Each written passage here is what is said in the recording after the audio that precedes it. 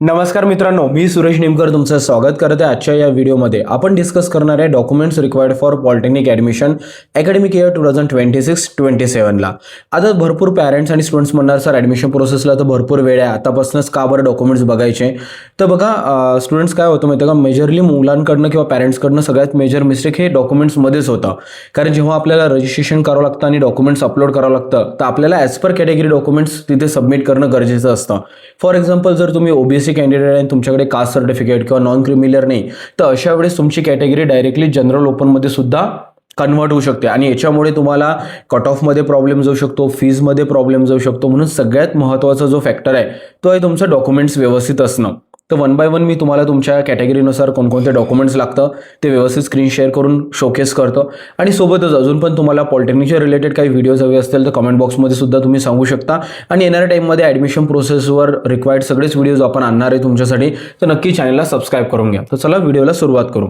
आता बघा इथं स्क्रीन शेअर होत असेल, दिसतं तुम्हाला डॉक्युमेंट्स रिक्वायर्ड अँड कॅटेगरी. आता सगळ्यात महत्त्वाचं जे तुमची 10ची मार्कशीट आहे, मग तुम्ही इरेस्पेक्टिव्ह ऑफ कोणत्या पण बोर्डमधून असेल तर तुम्हाला ते रिक्वायर्ड आहेच, त्याच्यामध्ये नो डाऊट. त्यानंतर स्कूल लिव्हिंग सर्टिफिकेट, ऑफकोर्स तुम्ही 10वी नंतर डिप्लोमाला ॲडमिशन घेताय तर तुमची जे TC आहे ते तुम्हाला मस्ट आहे, ते तुम्हाला मिळूनच जाईल तुमचं जेव्हा रिझल्ट लागणार. त्यानंतर सगळ्यात महत्त्वाचं आहे नॅशनॅलिटी सर्टिफिकेट. ते सगळ्याच कॅटेगरीला गरजेचं आहे, म्हणजे इव्हन तुम्ही जनरल ओपनमधून जरी असाल तरी तुम्हाला ते गरजेचं आहे. त्यानंतर डोमिसाईल सर्टिफिकेटसुद्धा ऑल कॅटेगरीला कंपल्सरी आहे की तुम्ही महाराष्ट्राचे रहिवासी आहे. त्यानंतर फिफ्थ जे डॉक्युमेंट्स आहे कास्ट सर्टिफिकेट, हे बघा कोणकोणत्या कॅटेगरीला गरजेचं आहे. SC, ST, OBC, DT, NT, SBC आणि ACBCला कास्ट सर्टिफिकेट असणं गरजेचं आहे.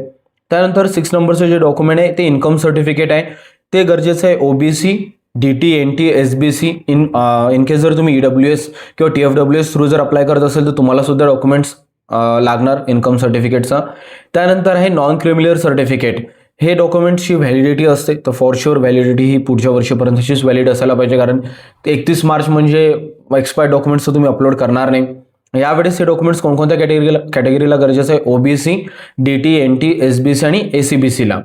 त्यानंतर आहे 8 नंबरचं eligibility certificate for economically weaker section. In case जर तुम्ही EWS मधून अप्लाय केलं असेल तर तुम्ही EWS सर्टिफिकेट काढून घ्या. त्यानंतर असतं की काही विद्यार्थ्यांचं डिसेबिलिटी असतं, अशा वेळेस सर्टिफिकेट ऑफ डिसेबिलिटी हे सुद्धा तुमच्याकडे अवेलेबल असणं गरजेचं जर तुम्ही फिजिकली हँडिकॅप या सेक्शनमधून जर अप्लाय करत असाल तर. डिफेन्स सर्व्हिस सर्टिफिकेट, जर तुम्ही डिफेन्स कॅन्डिडेट असणार तर या पद्धतीचे डॉक्युमेंट्स तुम्हाला काढून ठेवणं जास्त गरजेचं आहे. तर बघा मोरॉरलेस आपल्याकडे 1 ते 1.5 महिना आहे अजून ॲडमिशन प्रोसेस चालू व्हायला.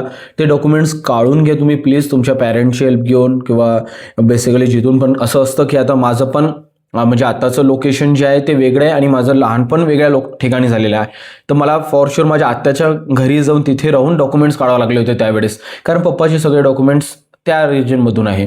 तर असे पण भरपूरसे काही प्रॉब्लेम्स असतात की तुमचे पॅरेंट्स जॉबमुळे म्हणा किंवा काही पर्सनल किंवा फॅमिली रिझन्समुळे दुसऱ्या लोकेशनला राहतात आणि तुमचे डॉक्युमेंट्स दुसऱ्या तहसीलमधून किंवा दुसऱ्या महानगरपालिकेमधून निघतात. अशा वेळेस भरपूर जास्त अडचण जाते.